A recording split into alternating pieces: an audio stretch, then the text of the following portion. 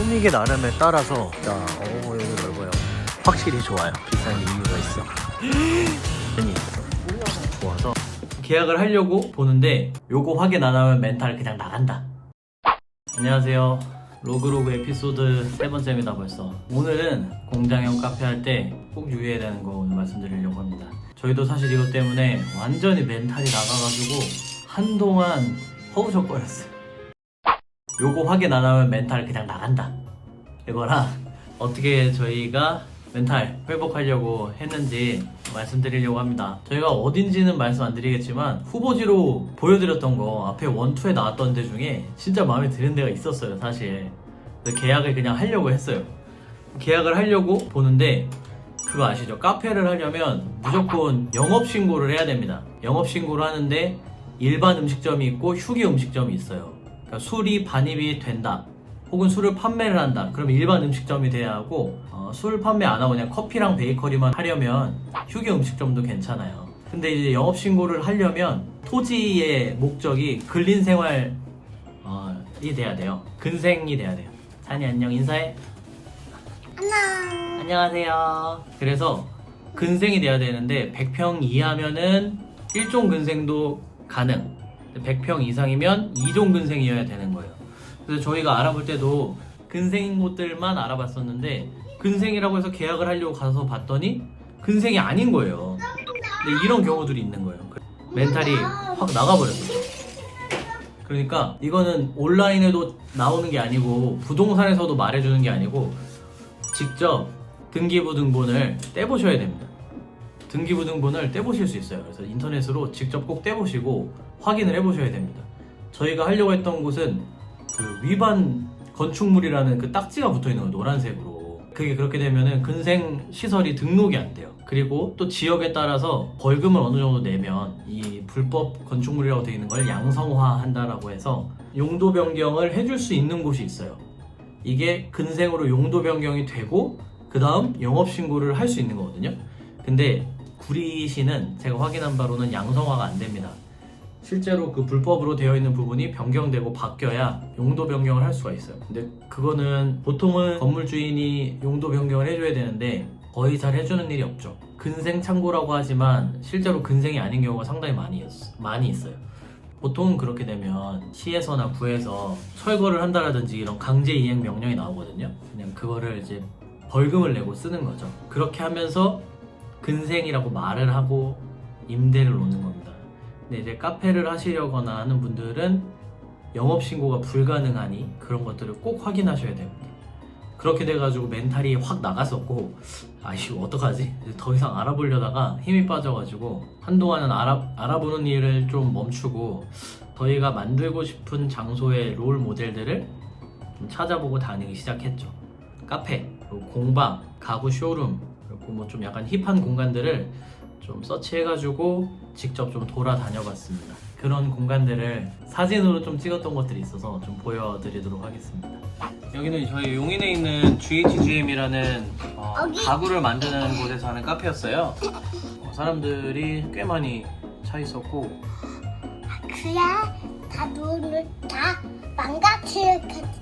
가구와 카페를 같이 하는 공간이어서 2층에는 가구를 보여주고 1층에는 카페인데 카페 공간에도 홀이 꽤 상당히 사람들이 많이 있었어요. 이런 소품들을 보여주는 것도 저희가 가려는 방향은 좀 좋겠다 싶어서 여기 좀 다녀왔고요. 또 여기는 남양주에 있는 카페인데 HGM이 좀 더 이제 나무하다면 여기는 좀 초록초록한 것들도 많이 있어서 좀 여성분들도 좀 가시기에 좀 좋아할 만한 공간들이었고 이런 대형 식물들, 뭐 공중 식물이나 가게 안쪽에도 이런 핑크색이나 하얀색, 라탄 소재 이런 것들을 사용해서 이런 것들이 분위기가 조금 더 그래도 채색이 들어갔죠. 아까 GHGM은 좀 더 무채색의 우디한 공간이라면 여기는 밖에 창고형을 여기도 개조한 건데 앞에 있는 가든이 굉장히 인상적이었어요.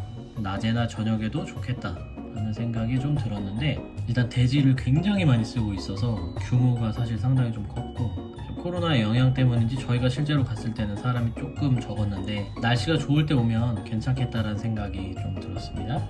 그리고 판교 운중동 쪽에 보면은 가구점들이 꽤 있거든요. 가구점들도 좀 돌면서 가구점들은 요즘 DP를 좀 어떻게 하고 있는지 새롭죠. 안에 가벽이 아닌 또 이런 공간을 구분을 잘 해놔서 하는 것들이 좀 괜찮았고요. 그리고 이제 서울의 마장동에 있는 여기 카페인데 요즘 스타일이죠. 힙한 공간인데 인더메스라고 한 가지 가구로 좀 심플하게 만들었는데 폐공장 리모델링해서 만드는 그런 스타일의 카페로는 아주 유명하고 사람도 꽤 많은 그런 공간이에요. 유리를 좀 크게 사용하고 심플한 가구들 배치와 약간 블루보트를 기조로 한 이런 핸드드립을 바탕으로 한 플랫한 이런 바 형태 이런 부분이 저는 좀 마음에 들었고 뒤에도 이렇게 유리로 뒤에 랩실처럼 하는 공간들도 좀 마음에 들었습니다. 대형 식물들도 좋고요. 라드라는 곳도 갔는데 여기가 가장 좀 요즘 스타일로 네온이나 이런 것들을 많이 활용하고 소재가 재밌는 소재들을 되게 많이 써서 공간을 아주 재밌게 좀 꾸며놓은 곳이었어요. 영상이나 사진으로 저희가 다 담지를 조금 못했는데 여기는 사람이 너무 많았고 그 창고 같은 느낌을 잘 살려서 잘 해놓은 공간인 것 같았는데요. 네, 그래서 제가 멘탈이 바사삭 부서져가지고 이후에 택했던 그 저희가 원하는 공간들을 다녀보고 조금 정돈이 됐어요.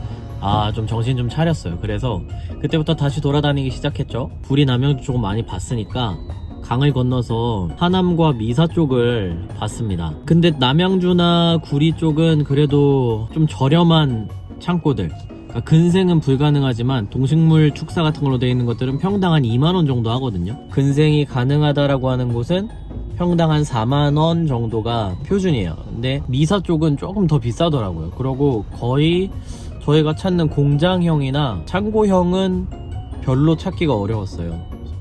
미사하고 하남을 돌아보다가 결국은 포기하고, 그래도 처음 알아볼 때 돌아다니면서 봤던 그 한강뷰가 너무 땡기는 거예요. 그래서 한강뷰 하면 또 팔당이잖아요. 팔당까지 가보기 시작했습니다.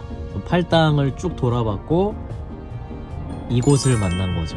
저희가 팔당에 한강뷰 건물을 구해버렸어요. 한강뷰 4층 건물을 통으로 임대했고 계약까지 완료해버렸습니다.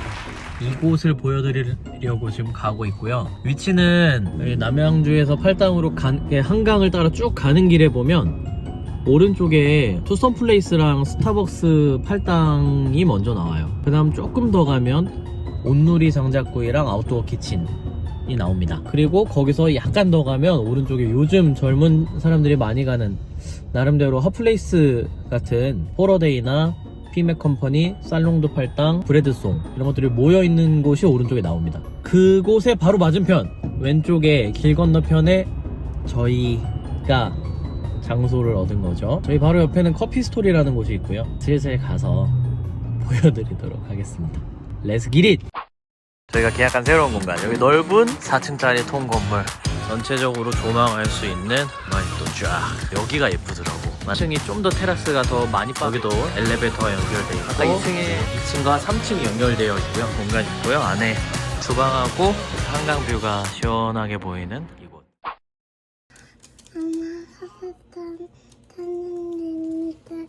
희망을 보여줄게요, 여러분. 희망을 보여줄게. 봐봐.